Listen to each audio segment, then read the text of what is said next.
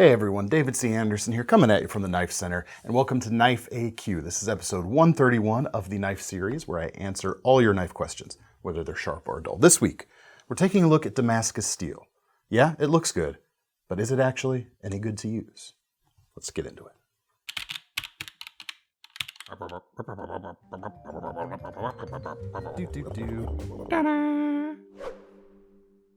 All right, if you're new to this series, here is the deal, which is the thing I always say at the beginning of these videos. I should come up with some new pitter-patter, shouldn't I? We'll just have ChatGPT write it. Oh no, that's a bad idea.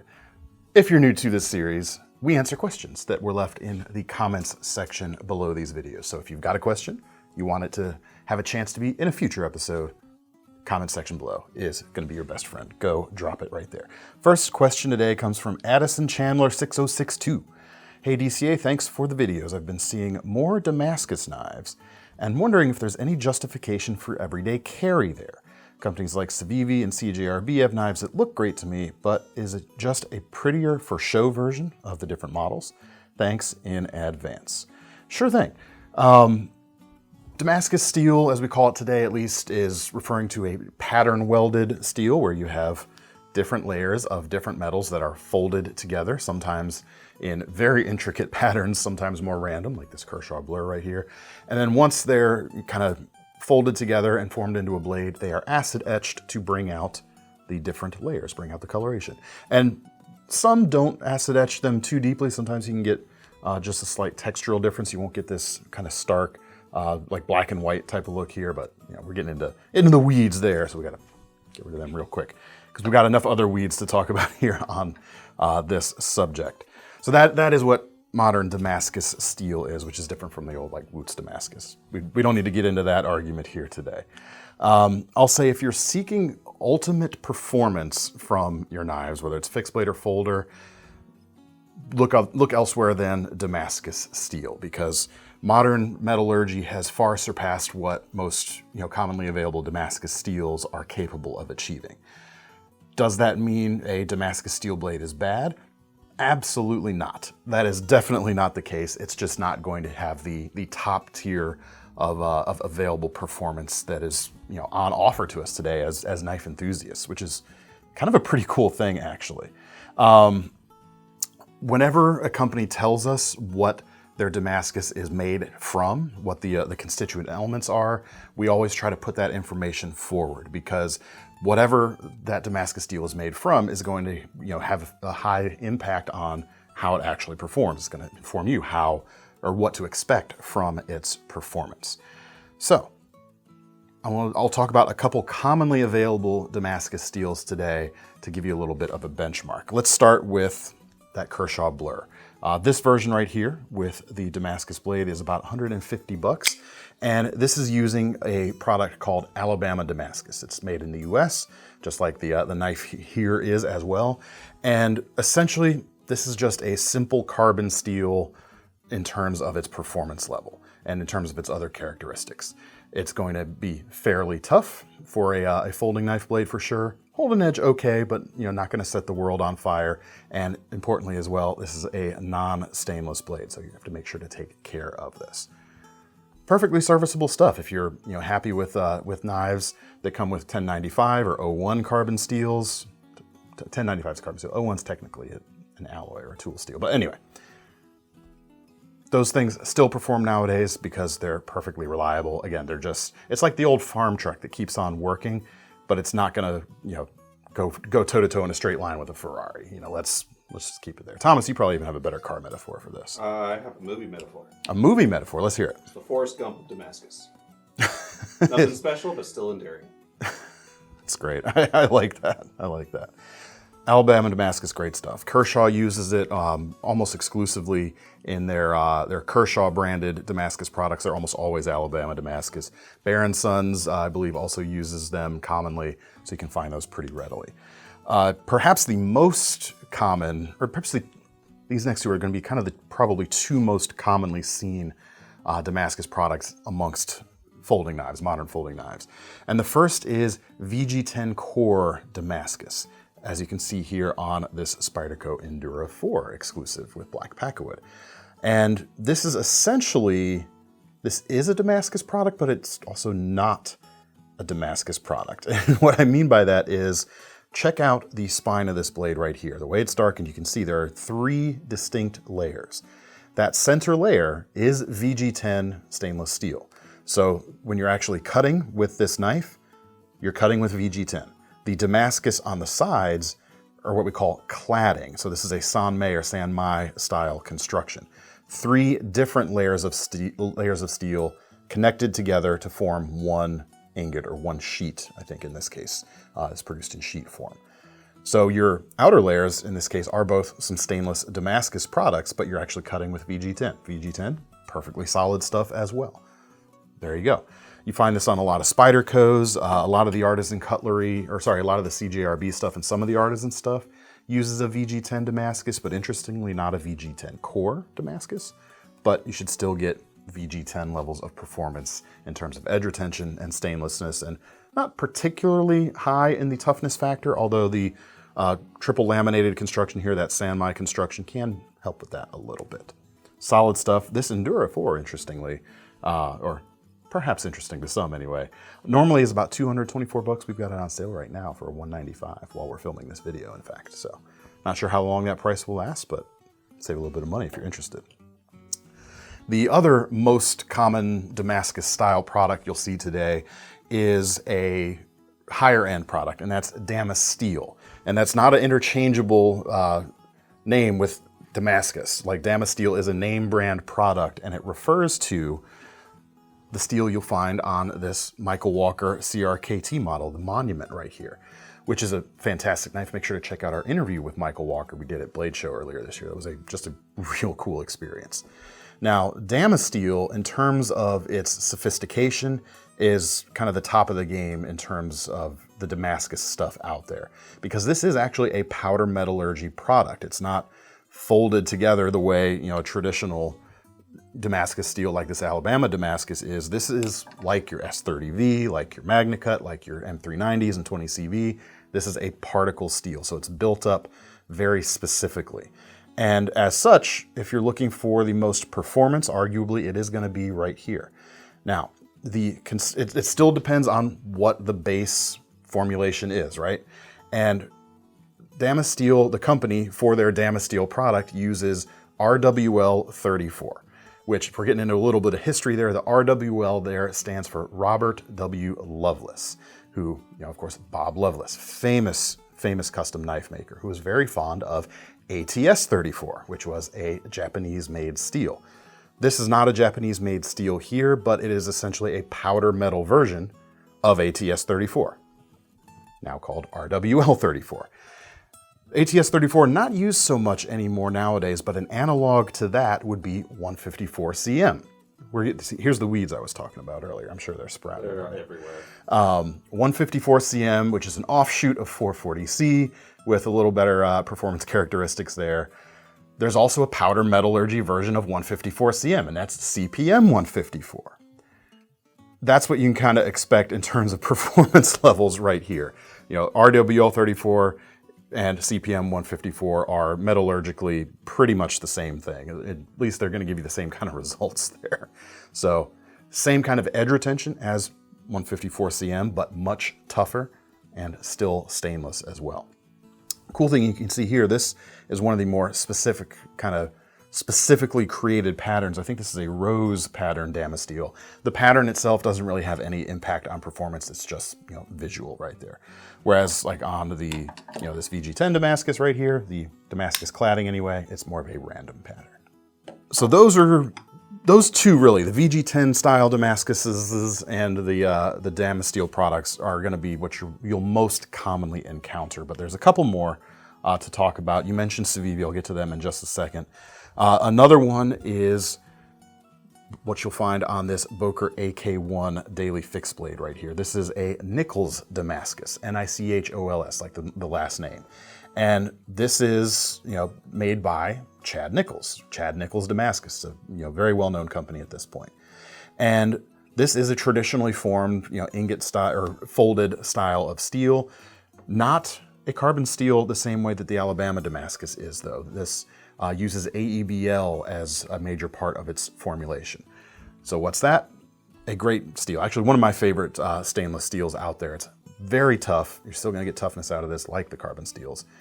Holds an edge a pretty good while too, although not, top tier levels of edge retention, and it's stainless too. Really good stuff. And finally, you may also see, of course, like Devin Thomas Damascus, and I'm pretty sure similarly he uses AEBL as one of his main base elements. But you can get Nichols Damascus on Chris Reeve knives. Like the Sebenzas, I believe, still come with Nichols Damascus products. Very, very high-end stuff.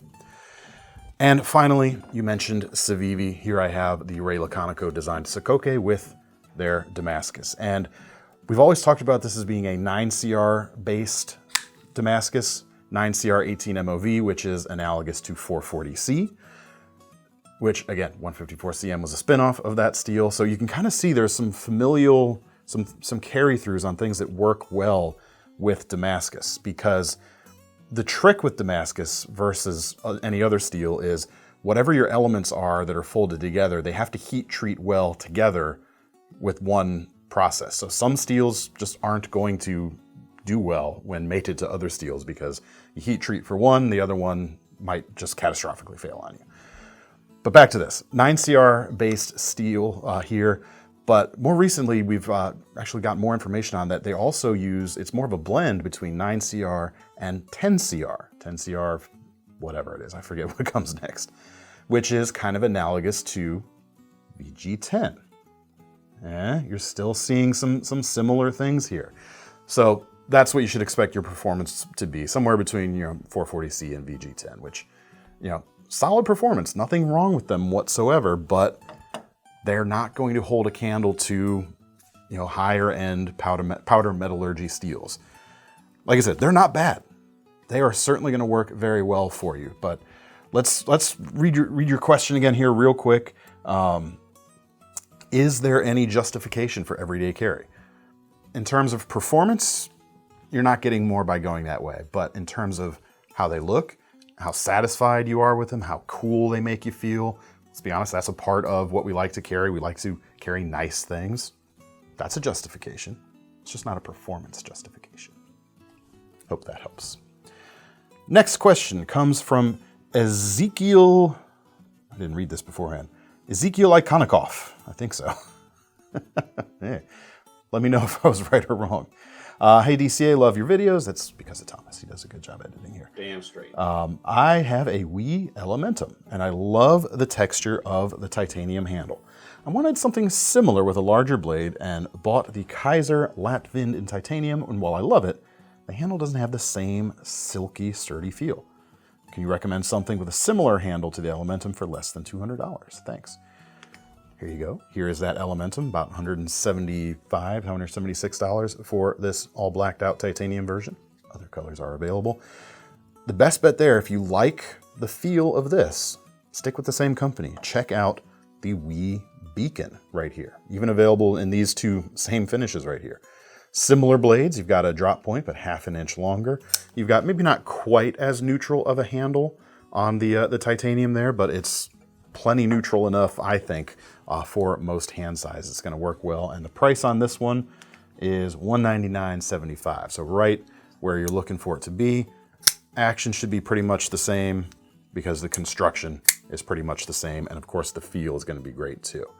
The blade is tiny bit thicker than the Elementum, so it might not be quite as efficient in terms of slicing, but we're talking a small degree of difference here. This is not a dramatic difference between the two.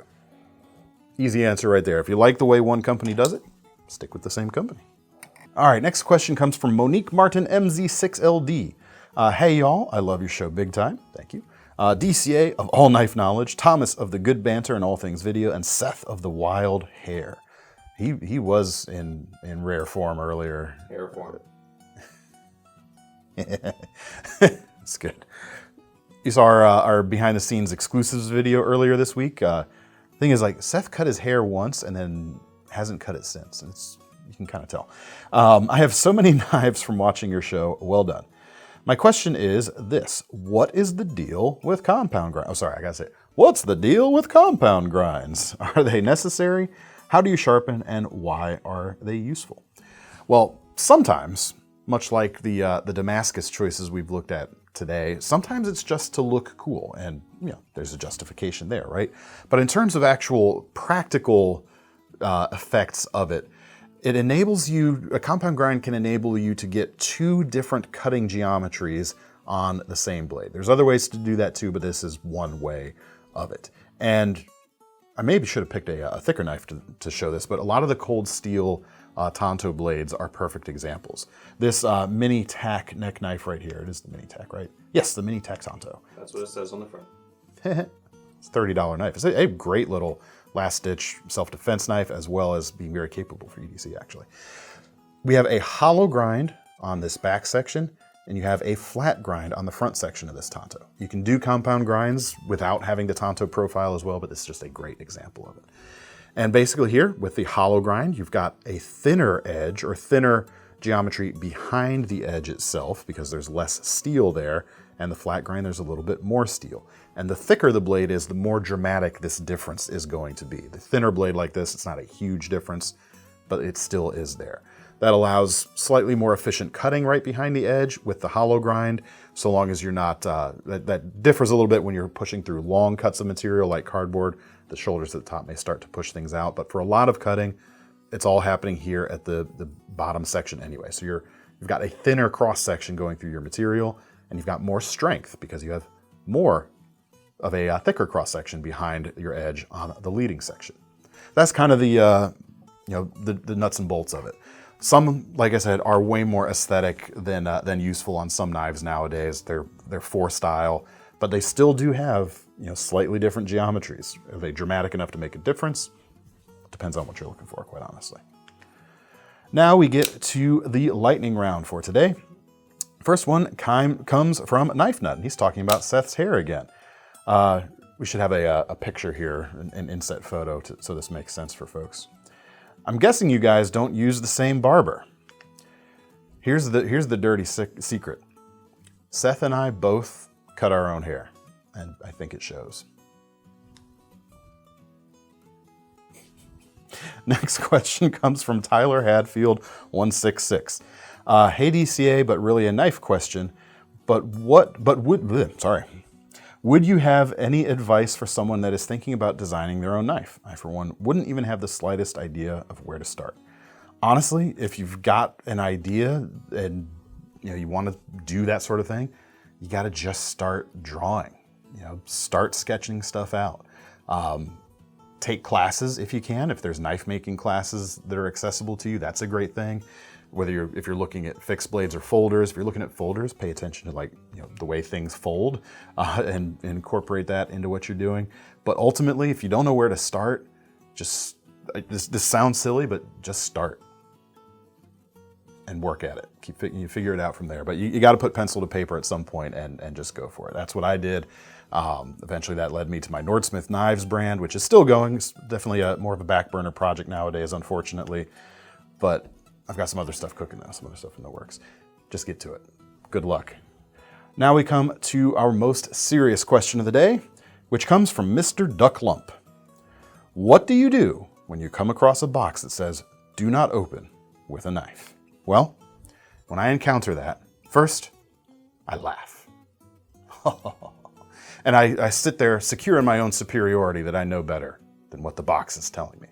Because, after all, there's no reason to lose your temper. Just get in there and don't shove the blade down through the thing. Just come in sideways. Lift a flap and cut this way so you don't cut anything underneath. That's what I do.